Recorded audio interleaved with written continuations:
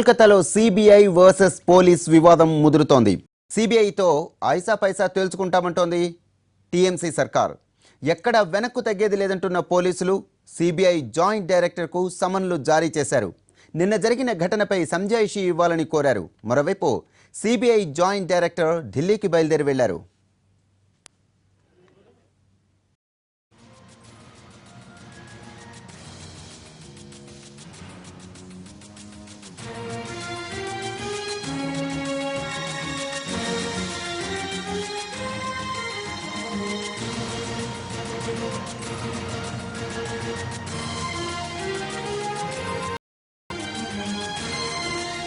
అటు కోల్కతాలో సీఎం మమతా బెనర్జీకి మద్దతుగా టీఎంసీ కార్యకర్తలు ఆందోళనలు ఉధృతం చేశారు. కోల్కతాలో భారీ ర్యాలీ నిర్వహించారు. మోడీని హిట్లర్తో పోలుస్తూ ఫ్లెక్సీలు రూపొందించారు టీఎంసీ కార్యకర్తలు. మోడీ వ్యతిరేక నినాదాలతో హోరెత్తించారు. పశ్చిమ బెంగాల్ సర్కారుపై మోడీ పగ టీఎంసీ కార్యకర్తలు పెద్ద ఎత్తున ఆందోళనకు దిగారు.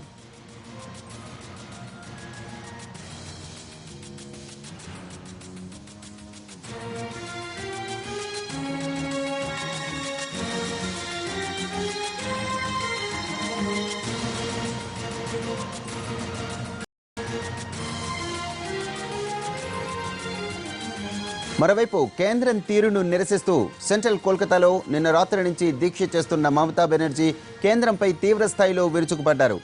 అవినీతి పేరుతో అరాచకాలు సృష్టిస్తారా అని మండిపడ్డారు. దమ్ముంటే బెంగాల్లో రాష్ట్రపతి పాలన విధించాలని సవాల్ విసిరారు. జాతీయ భద్రతా సలహాదారు అజిత్ దోవల్ మోడీ ఆడించినట్టు ఆడుతున్నారని తీవ్ర విమర్శలు చేశారు. అజిత్ కనుసన్నల్లోనే సిబిఐ పనిచేస్తోందని ఆరోపించారు మమత. మా రాష్ట్రానికి వచ్చి మా పోలీస్ కమిషనర్ని అరెస్టు చేయడానికి ఎంత ధైర్యం ఉండాలంటూ ప్రశ్నించారు.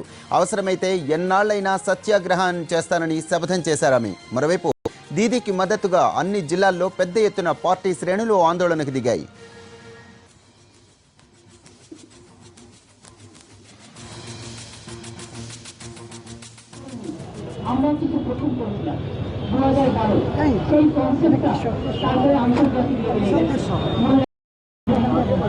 আমাদের মাটি উৎসব সমস্ত কৃষি কথা আর ভারত সরকারের কাছ থেকে আমরা পরপর 5বার কৃষি কর্মের অ্যাওয়ার্ড পেয়েছি, কৃষি কর্ম পুরস্কার পেয়েছি।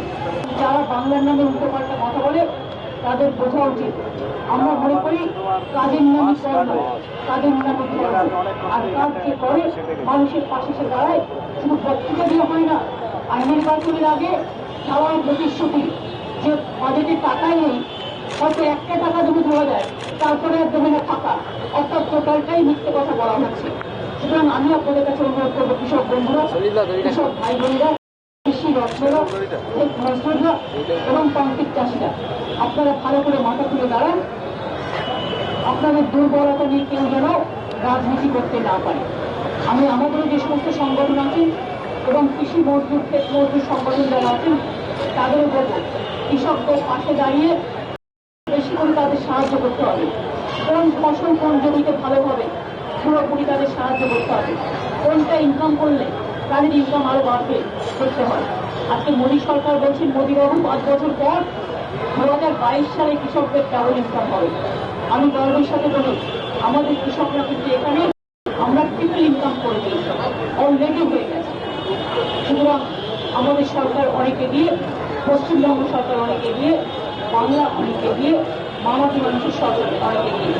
আমি কৃষক ভাই বোনদের কাছে ক্ষমা চেয়ে নেব, ক্ষেত মজদুর ভাই বোনদের কাছে, প্রান্তিক চাষিদের কাছে, যে আপনাদের মিটিংয়ে ফিজিক্যালি আমি উপস্থিত হতে না পারলেও আমার মন প্রাণ হৃদয় আপনাদের সাথে আছে। আপনাদের জন্য আমি একদিন জীবন দিয়ে আন্দোলন করেছিলাম, এখনো আছি, আগামী দিনে করব। আগামী দিন যদি দিল্লির সরকার পরিবর্তন হয় আমরা কৃষকদের জন্য সবাই সব রাজনৈতিক দলগুলো কথা বলি যা জিনিস করা যায়। আমি আমার কোনো দল কাউকে চাকরি গ্রহণে এটা আমি করি না। আমরা সবাই মিলে কথা বলে আমরা নিশ্চয়ই কৃষকদের ব্যাপারটা বিশেষ করে আমরা নজর দেব। তার কারণ কৃষি না থাকলে দেশ থাকবে না। কৃষি আমাদের দেশকে ইউনাইট করে। কৃষি শিল্প ভাই এবং বোন দুটোরই প্রয়োজন আছে। এমপ্লয়মেন্ট গ্যারেন্টি, নারেগার কাজেও 100 দিনের কাজে বাংলা 1 নম্বর, গ্রামীণ রাস্তা তৈরিতেও বাংলা 1 নম্বর, বাংলার আবাস যোজনা তৈরিতেও বাংলা 1 নম্বর, স্কিল ডেভেলপমেন্ট প্রোগ্রামেও বাংলা 1 নম্বর। মাইনরিটি স্কলারশিপ প্রকল্প বাংলা 1 নম্বর, সুতরাং ই গভর্নেন্স বাংলা 1 নম্বর। এরকম অনেক প্রোগ্রাম আছে যা আমরা করছি। আপনারা ভালো থাকুন, আপনারা সুন্দর থাকুন, আপনাদের সকলকে অনেক অনেক ধন্যবাদ। নমস্কার।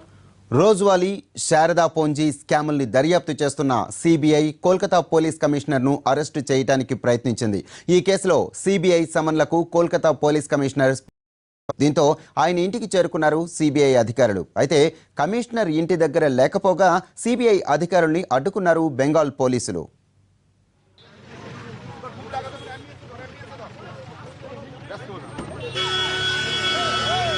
కోల్కతాలో టీఎంసీ కార్యకర్తలు రెచ్చిపోయారు. బీజేపీ ఆఫీసుపై దాడులకు దిగారు. కేంద్రం తీరును తప్పుబడుతూ నిన్నటి నుంచి జరుగుతున్న నిరసనలు హింసాత్మకంగా మారుతున్నాయి. కోల్కతాలోని బీజేపీ ఆఫీసుపై దాడి చేశారు తృణమూల్ కార్యకర్తలు. కమలం పార్టీ ఆఫీసులోని ఫర్నిచర్ను ధ్వంసం చేశారు.